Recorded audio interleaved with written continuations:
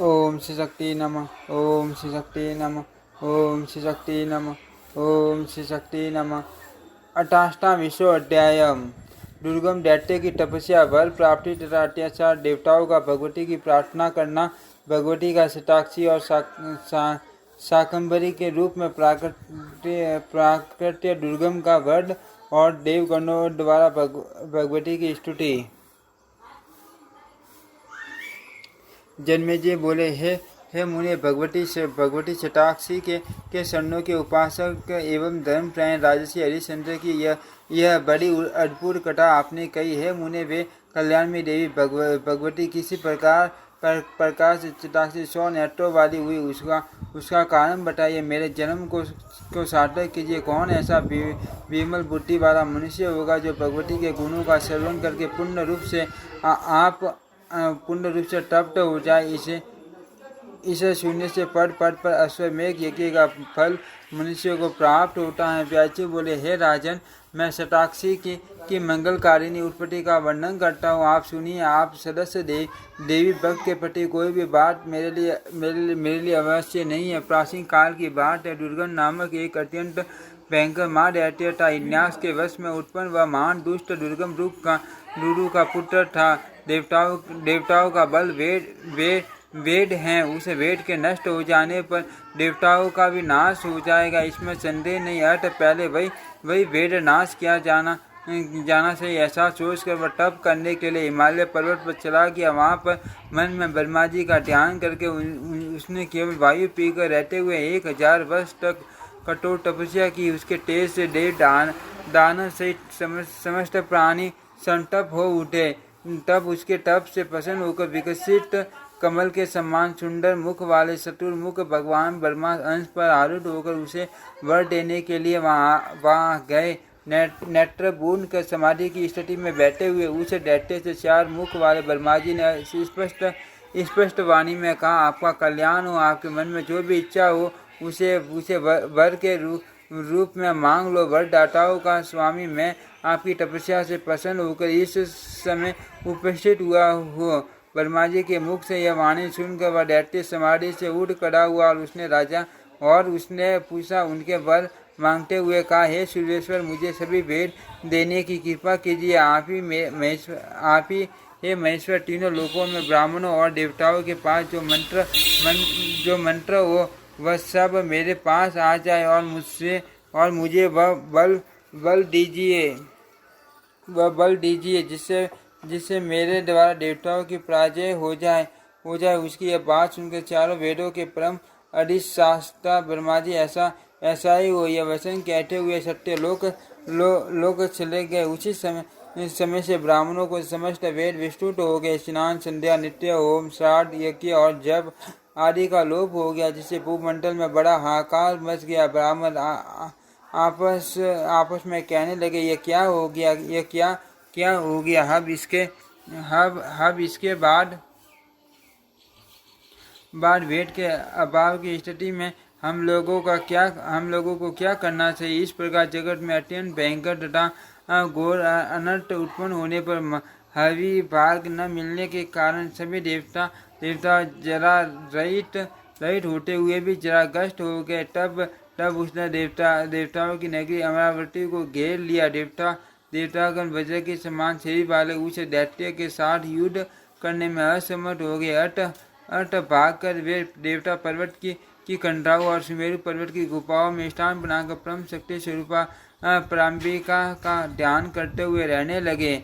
हे राजन, अग्नि में हवन आदि न होने के कारण वर्षा का भी अभाव हो गया। वर्षा के अभाव में भूतल शुष्क तथा जलविहीन हो गया। कुएं, बावलियां, तालाब और नदियां ये सभी सूख गए।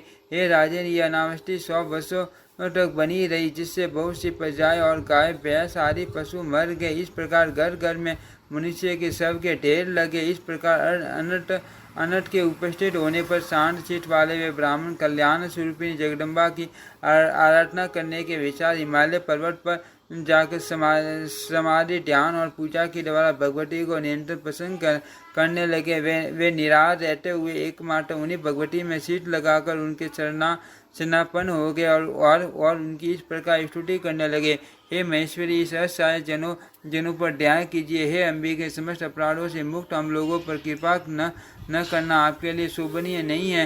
हे सभी के भीतर निवास करने वाली है देवेश्वरी, आप अपना कोप दूर कीजिए। आप प्राणी को जैसी प्रेरणा देती हैं वैसा ही वह करता है। इस मानवीय अन्य गति है ही नहीं। हे महेश्वरी, आप बार बार क्या देख रही हैं? आप जैसा चाहे वैसा करने में पूर्ण समर्थ है।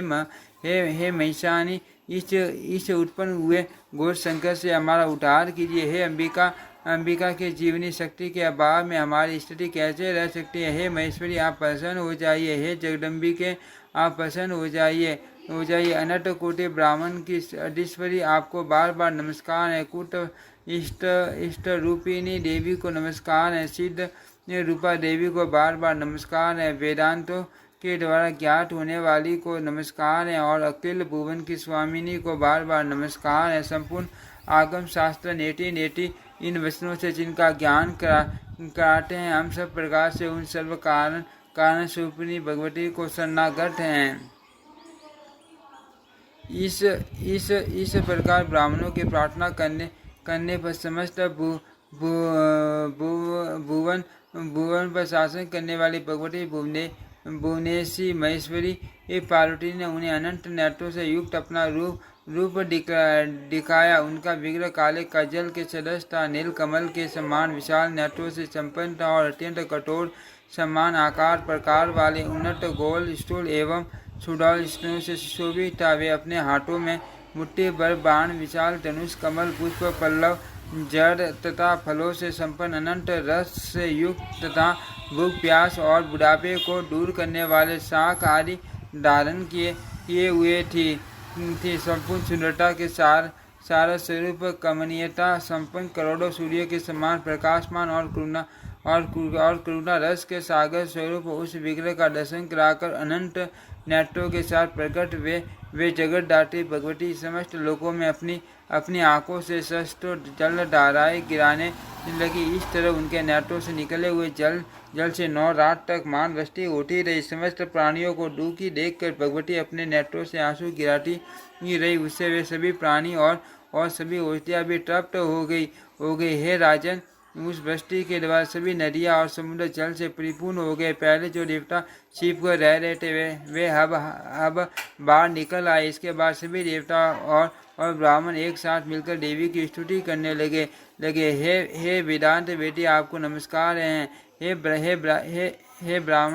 ब्राह्मण स्वरूपिणी, आपको नमस्कार। अपनी माया से संपूर्ण जगत की रचना करने वाली, भक्तों के लिए देह धारण करने वाली तथा कल्प वृक्ष के समान उनके मनोरथ पूर्ण करने वाली है देवी, आपको बारंबार नमस्कार है। सदा संतुष्ट रहने वाली और सभी उपमाओं से रहित है भुवनेश्वरी, आपको नमस्कार है। हे देवी, आपकी शांति के लिए आपने षष्ठ नेत्रों से संपन्न अनुपम रूप धारण किया है। अर्थ आप शताक्षी नाम से विख्यात हो।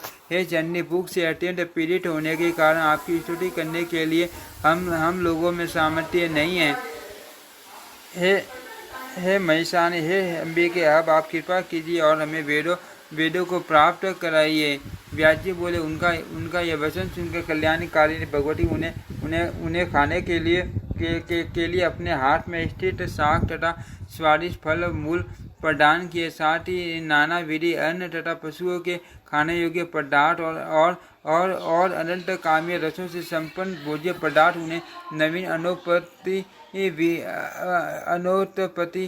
तक के लिए प्रदान किया। हे नर, पूछे दिन से शाकंभरी यह उनका एक और भी नाम पड़ गया। इसके बाद जगत में कोलाहल मच जाने तथा दूध के सब कुछ बटा देने पर वह दुर्गम नामक दैत्य युद्ध करने के लिए अस्त्र शस्त्र लेकर सेना के साथ चल पड़ा। 1000 अक्षौहिणी सेना से युद्ध उस दैत्य ने शीघ्रतापूर्वक बाण छोड़ते हुए पहले देवी के आगे स्थित देव सेना को अवरुद्ध कर दिया और उसी प्रकार उसने सभी ब्राह्मणों को भी चारों ओर से रोक दिया। इससे देवताओं की मंडली में चीख पुकार की ध्वनि होने लगी। सभी ब्राह्मण तथा देवता रक्षा करो इस प्रकार के शब्द बोलने लगे। तत्पश्चात भगवती शिवा ने देवताओं की रक्षा के लिए उनके चारों ओर तेज युक्त चक्र मंडल बना दिया और स्वयं उससे बाहर आकर खड़ी हो गई। तदनंतर भगवती और दैत्य दुर्गम इन दोनों के मध्य युद्ध होने लगा।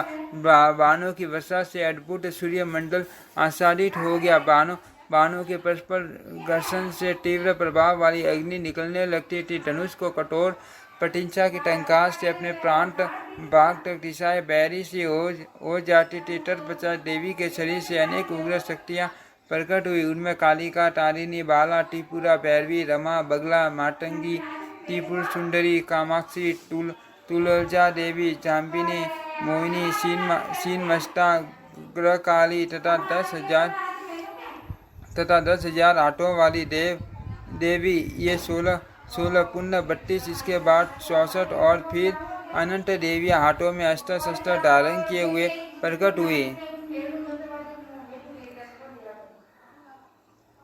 वह युधिष्ठिर मृदंग, शंख, वीणा आदि आदि वाद्यों से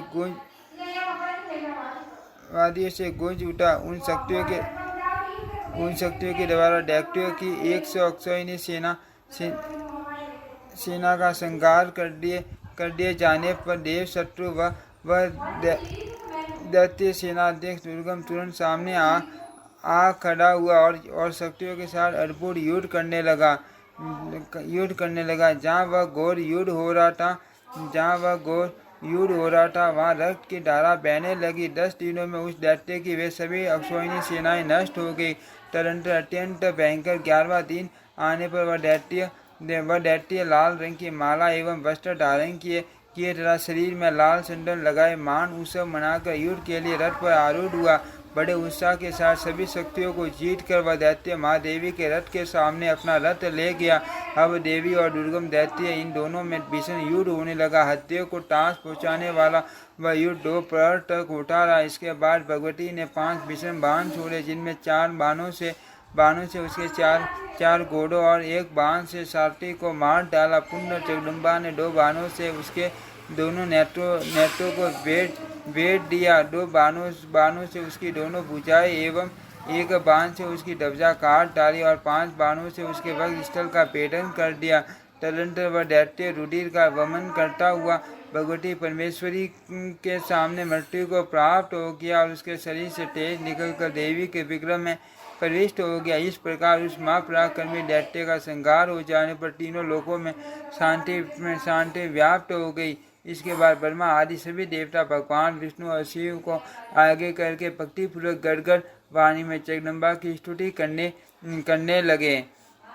देवता बोले, प्रार्थी तथा अविद्याजन्य मोह से युक्त इस जगत की एकमात्र कारण हे परमेश्वरी, आपको नमस्कार है। हे शिवे, हे शाकंभरी, हे शतलोचने, आपको नमस्कार है। समस्त उपनिषदों का उद्घोष करने वाली तथा दुर्गम नामक दैत्य का संहार करने वाली, हे माहेश्वरी, पंचकोश भीतर सदा विराजमान रहने वाली, और हे शिवे, आपको नमस्कार है। मुनिवर विशुद्ध मन से जिनका ध्यान करते हैं, उन प्रणव के अर्थ रूप विग्रह वाली भगवती भुवनेश्वरी का हम आश्रय ग्रहण करते हैं।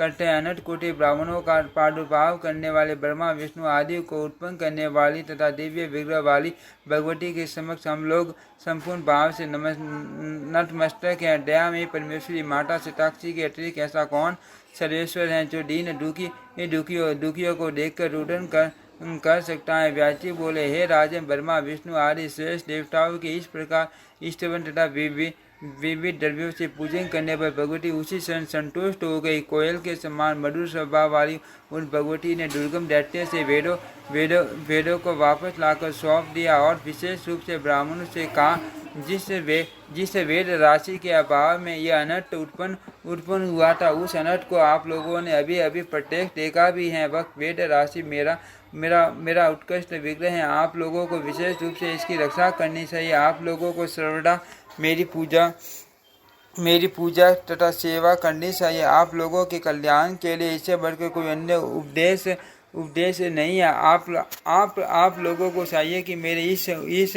उत्तम महात्म्य का सर्वदा पाठ करे। उससे प्रसन्न होकर मैं आप लोगों के समस्त कष्ट दूर कर दूंगी। दुर्गम असुर का संहार करने के कारण दुर्गा तथा शताक्षी मेरे इस नामों को जो प्राणी उच्चारण उच्चारण करता है वह माया का भेदन करके मेरे लोक को प्राप्त होता है। बड़ी कहने की क्या आवश्यकता है। हे देवगण, मैं वस्तुतः सार रूप में यही कहती हूँ कि सभी देवताओं तथा दैत्यों को सर्वदा मेरी उपासना करनी चाहिए। व्यास जी बोले हे राजन, सच्चिदानंद स्वरूपिणी जगदम्बा ऐसा कहकर देवताओं को आनंदित करते हुए उनके देखते अंतर ध्यान हो गए। यह सब मैंने आपको बता दिया सबका कल्याण करने वाले इस अति मान दृश्य को प्रश्न पूर्वक गोपनीय रखना चाहिए। जो मनुष्य भक्ति परायण होकर इस अध्याय का नित्य श्रवण करता है वह सभी मनोरथों को प्राप्त कर लेता है और देवी लोक में प्रतिष्ठा प्राप्त करता है। इति श्रीमद्देवी भागवते महापुराणे अष्टादशसहस्रायां संहितायां सप्तस्कन्धे शताक्षी चरित्र वर्णनं नमष्टाविंशोऽध्यायः। ओम श्री शक्ति नमः। ओम श्री शक्ति नमः। ओम श्री शक्ति नमः।